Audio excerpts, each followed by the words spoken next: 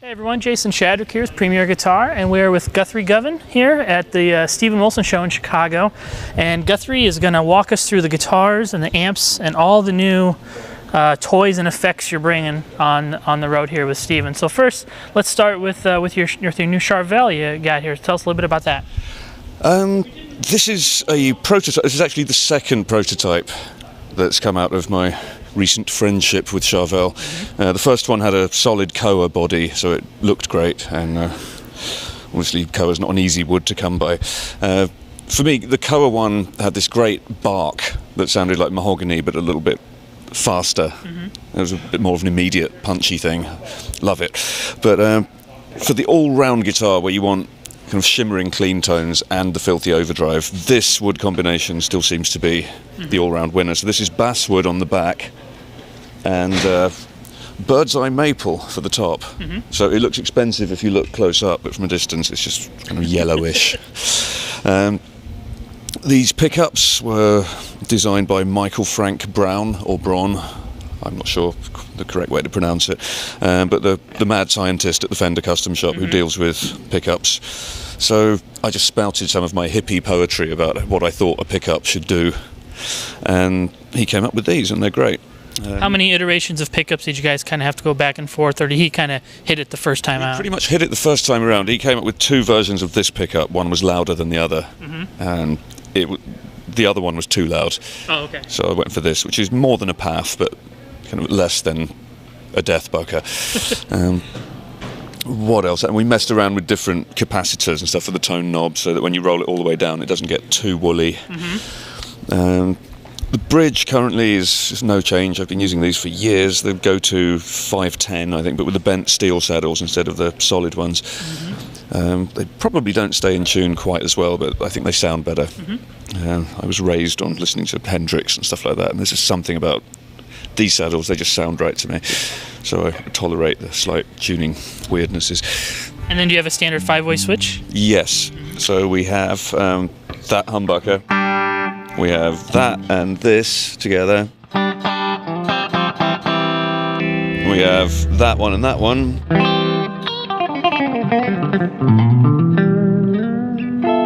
We have that one and that one, I think that coil. So just different single coil flavours. It all counts, and then the neck humbucker. And if you roll the tone all the way down, it still has some clarity to it without, losing everything in the tone. Yeah. Cool neck joint for people who enjoy looking at neck joints. It's the internet. There are probably some people out there who like looking at neck joints. Here's one for you. This kind of cooked maple neck, but with some extra graphite rods inside. Just hilariously stable.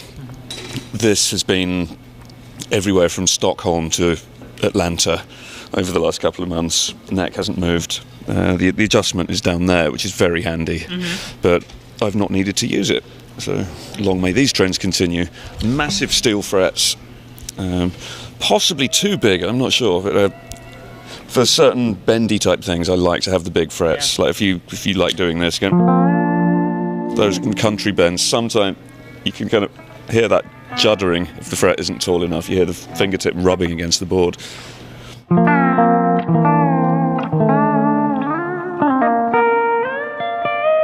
But that doesn't happen with these. I'm not sure what else I can tell you. How much of the show, the Stephen Wilson Show, I should say, do you play on this guitar? Most of it. There's one track which is the trusty fretless, sometimes two, depending on what kind of surprise the encore has in store, and another 2 songs on this fine red-looking thing here. Would you like to meet that? Yeah, let's pull it out. You grow weary of this guitar, you seek new pleasures. Jazzmaster Select HH, I think. It has a thicker neck, has the world's largest headstock, and it's kind of Jazzmaster shaped, but you can see there's some non-Jazzmaster DNA going on there. This bridge and tailpiece may remind you of the work of another noted company. Humbuckers, again, Michael's mad scientist developments there. These are lower output than these. You could probably guess that just by looking at them. and it's chambered inside, I think. So there's not so heavy. Something of a kind of 335 type quality about this guitar, and it has this cool thing here. I'll actually show you this because I'm excited now. Also, it's got my McDonald's badge. Remind me never to complain. The challenges. Was that really? Did you really used to work at McDonald's and that was your badge? For a year and a half. Oh wow. Yeah. How long ago was that? 20 years. Okay. Something. A memento to keep you grounded. Something like that. This one.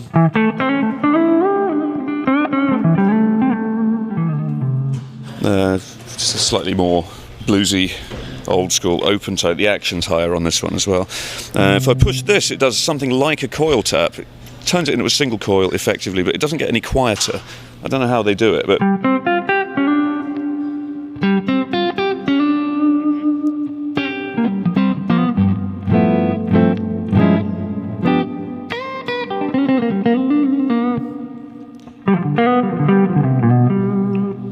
So, for some of the clean stuff, is it?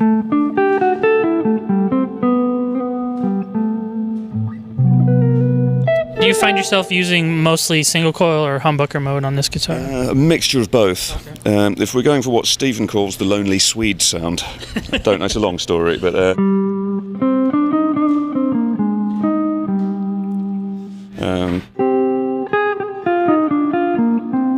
that's the lonely Swede, right. Which is the humbucker there with the tone halfway down. There are other moments where if I want a twinkly, kind of wobbly sound, just half of this pickup is that kind of delivers the required noise. So that's that guitar. That's cool. I like this one. You're a guitar magazine. I trust you've been educating your noble readers and they know what this is. This is the VGA Surfretter. This is the earlier model, hence the yellowish fingerboard material, which was called Delta Metal. They've updated it now. There's a new stuff called I Metal. And obviously everything gets better if you put the word I in front of it. And so what track do you use this on? What's it called? Insurgentes. It's a bass koto on the record, and we couldn't figure out how to make the sound of a bass koto. So in the end we just gave up and said, well, let's invent a new instrument. So it's this very neck humbucker, warm kind of sound with the flute doubling the melody. Oh, okay. So it doesn't sound like the album, but it does sound like some weird, inappropriate instrument. So in that sense, it's in the Mission spirit. accomplished. Yeah. There are two of these. That's the pretty one. This is very much the prototype. Hence the dubious pirate lettering. You can see there are a few different marketing concepts kind of fighting each other here. We have the pirate lettering, but we also have the word monkey. I'm confused by it. The Howler, I think, is a monkey reference. Everything else is very kind of buccaneering looking. But this is a new company. It's so new that it doesn't exist yet. And what kind of tubes are you having this? These are actually 6L6s, which is odd for me because I'm an EL34 kind of character by and large. But the challenges of this gig are a little bit different. There's quite a lot of clean tone stuff, and I think these are a more helpful power tube if you need a lot of believable clean. They're designed by Martin Kidd, who may be familiar to some of your readers or watchers as the brains behind the Cornford-amps, which I used for many years. So it's working out great for this gig, and it feels like home. Yeah. There's something about that way of voicing an amp, that way of, I guess, hot rodding the Marshall starting point. Something distinctive about it. Are they 50 watt, 100 watt? This is 100 watt, but it's switched down to 50 watts. Okay. It's got a thing on the back that gets rid of half of the power tubes, and still I can only get the volume up to there. No, I'm trying to be polite on stage. Yeah. So I know. So you're using in-ears for Yes. your mix, and what do you find with so many pieces in the group? Do you find that helps with intonation and picking out your part, knowing when to come in? And Well, it sucks some of the vibe and the fun out of doing a gig, but the payoff is worth it. The payoff is I can play fretless and know whether I'm in tune or not at stage volumes. That was never possible before. yeah. Watch the Aristocrats live DVD if you don't believe me. It was not possible before. So that's great. Sound checks are a lot quicker now. Yeah. I know we have a summer of festivals coming up where there will be no sound check. So everyone having in-ears really means the difference between being able to do the festival gig or not being able to do it. And there's a lot of projections and clever video stuff going on, so we have a click running, so really there was no choice. Yeah. It's like whether you like it or not, get your in-ears. Right. And I'm getting used to it. Let's move over to your expanded pedal board since the last time we caught up with you. So tell me a little bit about who put this whole board together, and let's walk through some of the main features you have on this one. Okay, the hero of this operation is Daniel Steinhardt from a company called The Gig Rig. He's a stout UK fellow, and he makes these. This thing here is a gig rig, and this is the big one. Essentially, you've got, I think, 10 effects loops in there, and I have a range of pedals going on here, one put into each loop. So each one of these buttons, you can see these 10 things here correspond to which of the pedals are on and which ones are off. So the signal only goes through the pedals that are on. Right. Which is joyous, and then this stuff sends out channel changing signals to the amp.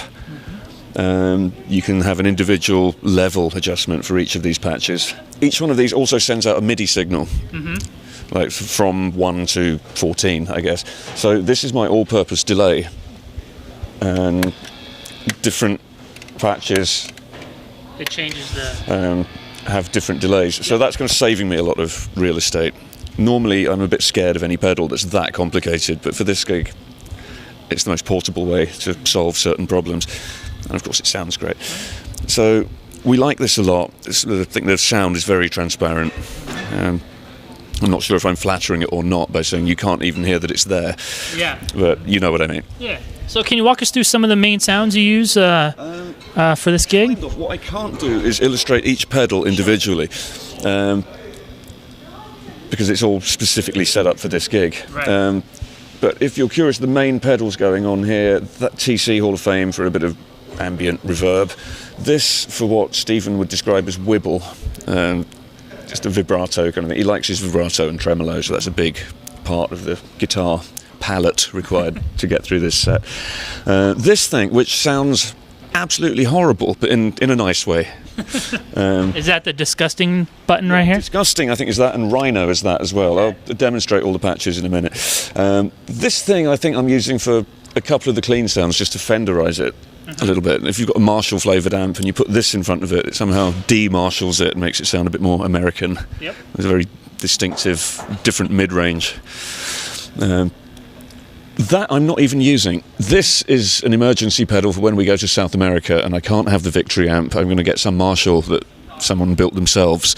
I've had this before. So that's an all-purpose kind of... So you could say that's the opposite of the Wampler. It will marshalize. Yeah. And of course I never need to touch those or look at them, so they live under there. We will never speak of them again. Never. Over here, Roto Sim, it's just a Leslie simulator, but a very fine one, I think. This was my most recent discovery. I bought this just before going on tour. I didn't know about these guys. I went into the shop and said, what's a really good tremolo? And they said, have you tried this? So I spent about 2 hours in the shop just playing with the reverb. This is worth it just for the reverb. Splendid pedal. This is an old favourite for me. I've been using these for years for that mid boost. Yep. Just a clean mid boost. It's not really an overdrive as such, but it punishes the amp, makes it work a little harder. And these, I trust, will require no explanation.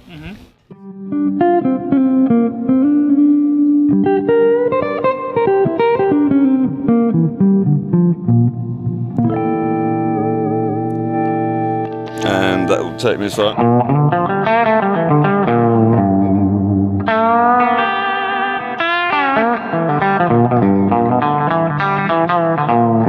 So it's quite a versatile.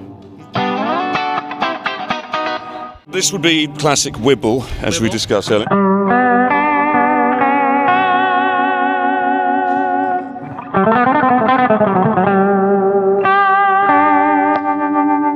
Different kind of wibble. This is fast wibble.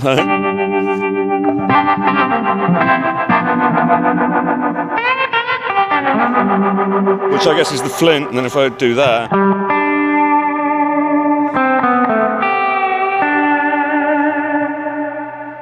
I love that.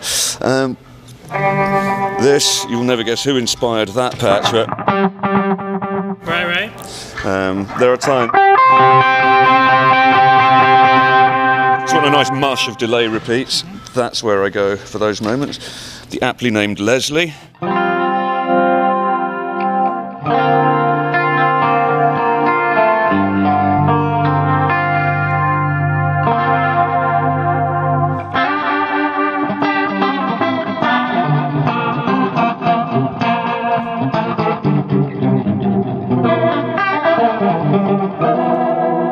So it's got the breaker thing going on. You can hear the speed kind of ramping between fast and slow. This is a weird one. There's some reverse delays going on, and it's quite nice for those. I need the volume pedal for this, and I can't reach it, but this kind of tone.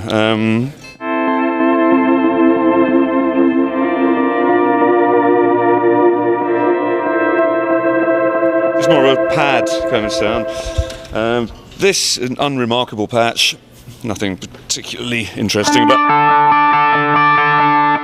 sort of semi-overdriven, a bit more nasal and honky. But the good stuff I think lives up here. This is my all-purpose kind of rhythm rock tone for that kind of.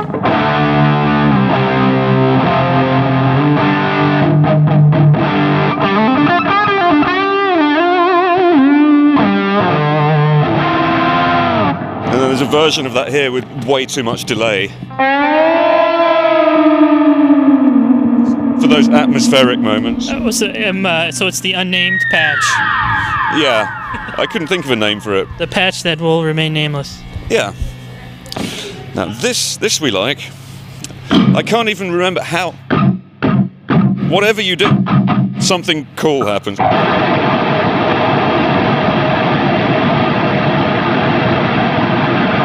Cool. So that's disgusting. It's reverse delay and that sound blocks pedal I mentioned. Cool. That, you can guess what this does, it's just screaming. For the lead moments. Same thing with the Leslie on it.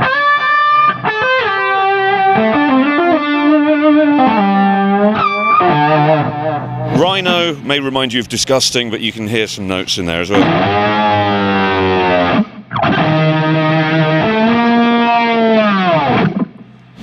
And so there are a few comedy ones and a few all-purpose usable tones in there. I get through all of these, and we've added one new song, which means I have perished the thought, and I have to use that patch, which is just raw amp with nothing at all. Right. And that's the end of my pedal board. Excellent. Well, quite a lot more stuff than your Aristocrats gig, but looks like you're enjoying it all. The bare minimum that will get me through this show. Excellent. Well, thank you so much, Guthrie, for taking the time to talk to us. Cheers, man. We're standing on stage with Steven Wilson on your Raven tour, winding up here through the States, and you're going to walk us through some of the effects and amps and noises that you make on a daily basis. I'll try, yeah. So talk to us a little bit about this Paul Reed Smith you have here. Well, this is my regular tune, Paul Reed Smith, and this is one that pretty much I use for most of the stuff in the gig.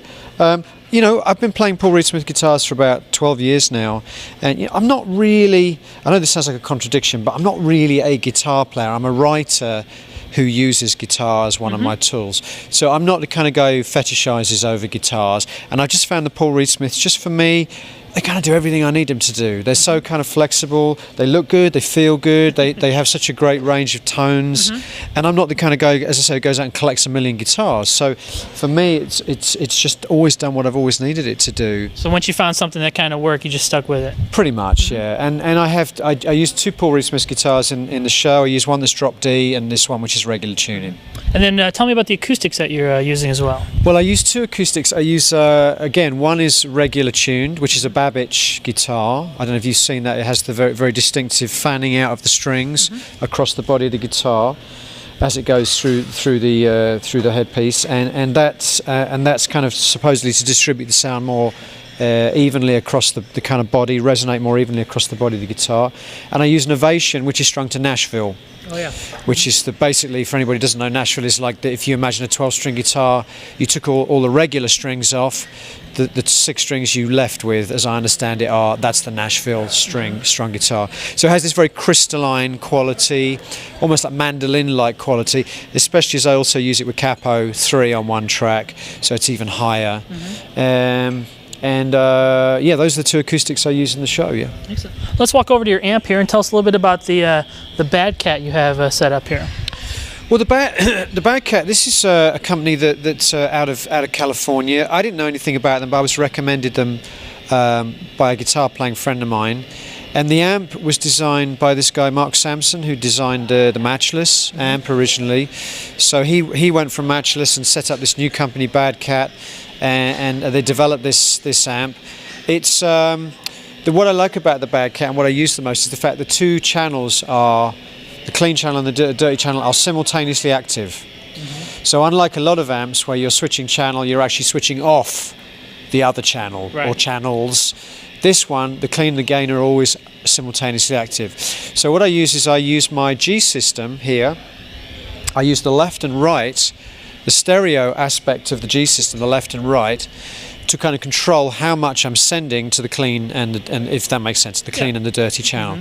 So I can create sounds which use a little bit of clean, a little bit of dirty, and that's kind of unique to the, at least I don't know of any other amps. I'm sure there are some, but in my experience, that's kind of unique in terms of the amp being, both channels being simultaneously active. It's just a great sounding amp. And you find that using both, blending in the clean side gives you a little more clarity. Absolutely. On your side? Yeah, absolutely. And vice versa, you can have a clean sound, you just want a little bit of edge to it, you just dial in a little bit of that, just send a little bit of signal to the dirty channel too, yeah. Excellent. All right, so let's move over here to your rather expansive pedal board here, and tell us a little bit kind of how you function on a nightly basis through all these knobs and buttons. I mean, it's not that. To be honest, my philosophy with pedal board has always been to keep it simple. I don't have a lot of. I mean, these are the only real pedals I have. These are in these 4 pedals here. Actually, only 3 of those pedals are in loops. So the G system is kind of like the main brain. There are 5 loops on the G system. I use 1 for the volume pedal, and I use 1 for the compressor pedal, the Carl compressor pedal, 1 for the dual overdrive, the Boss, and 1 for this multi-wave distortion, the Source Audio pedal. The option 5 pedal is actually, which is a kind of Leslie simulator pedal. Now, just to explain what I do here, the gig rig I'm using here, which is a purely relay based, I'm sure as you saw probably Guthrie has one too, pure relay based switching system, has actually got the G system in it as one of the loops. I see. What that means is I can actually switch the G system completely out of the signal path, because of course the G system is a digital processing unit. If you want a pure clean tone, like for example if I hit that, that sends my guitar directly to the distorted channel on the Bad Cat. So that's bypassing the G system completely for a completely cleaner system signal path. If I'm on that channel, same thing, but it's now going through the G system, so I can dial in there as I have done an octave.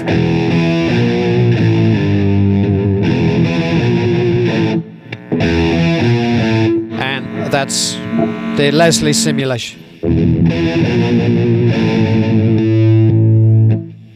It's also useful because the G system doesn't. Well, I was talking earlier about how I use the left for the clean and the right for the dirty. If you actually want to switch directly from a clean to a dirty sound in a split second, the G system doesn't go like that. It kind of goes like that. Now this was a problem for me. So that's another advantage of the gig rig. I can just, if I want to go from a clean sound on the G system that I have straight away to the kind of metal tone.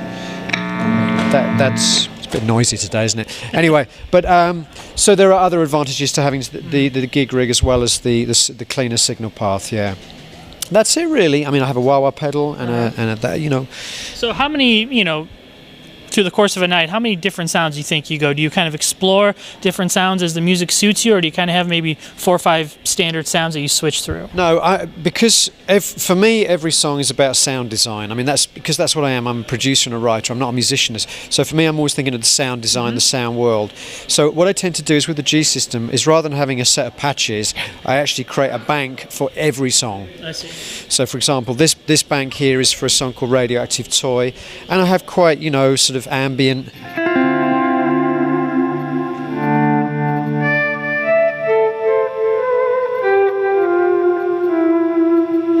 And then, with a bit of modulation and a bit of delay and a bit of reverb, and then I can go directly to.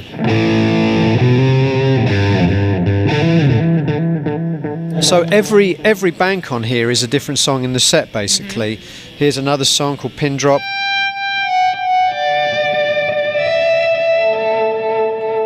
So the G system mainly for me is the source of the delay and the reverb, and sometimes a little bit of modulation. Right. And to be honest, every song has subtly different versions of those sounds. So I'm not in a position to just have like a set of patches. Right. Excellent.